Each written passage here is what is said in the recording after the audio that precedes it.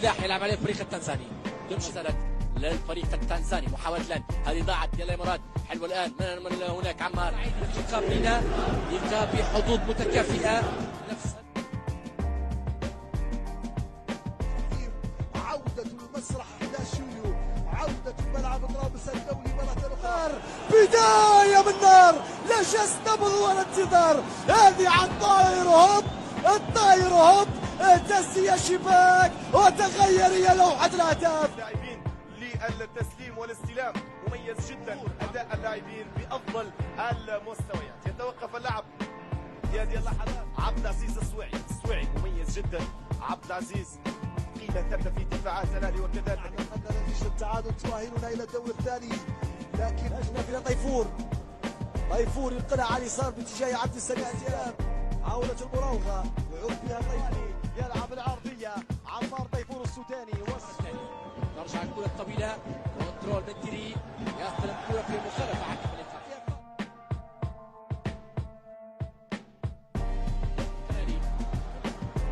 حاولت تمشي وسط ميدان عمار، العرضية ممكن الدفاع يطلع والكرة لوية ترجع.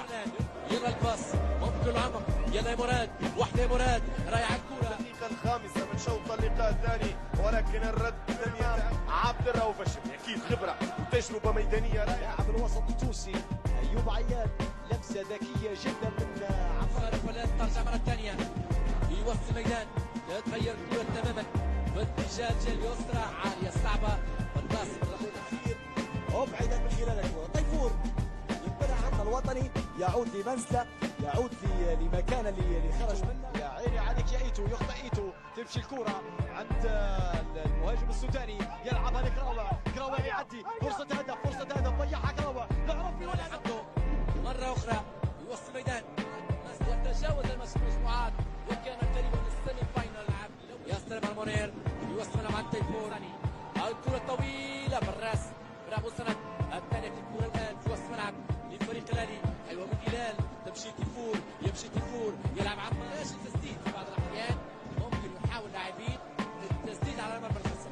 عمار ذهاب إلى الشريف والعرضية، هذه كرة والتانا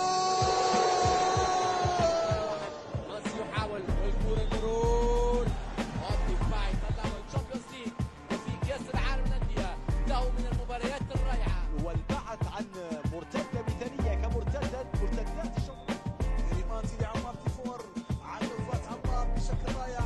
مرة يمشي زاد في السرعة، سند وحدة اثنين. العرفي لعمار تيفور، عندك كرة عمار يلعب الكرة للتعاون مرة أخرى بالراس من تيفور بشكل ممتاز. مراد تيفور يحاول، رايع مراد، رايع على الكرة.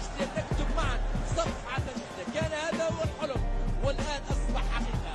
مقابل أيضا كان مساعدا لمدرب الرجاء البيضاوي. ورود أعصاب كبير جدا.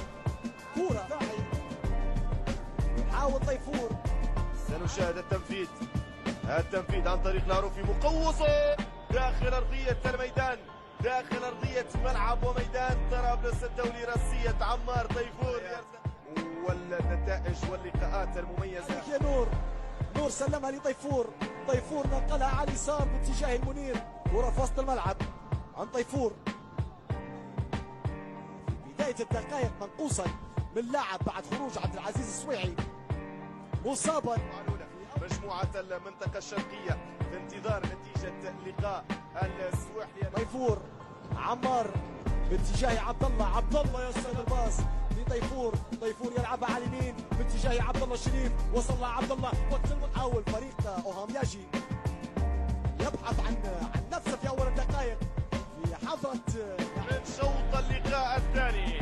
السوداني عمار طيفور يرتقي وحيدا، يرتقي عاليا، يعود بالنتيجة.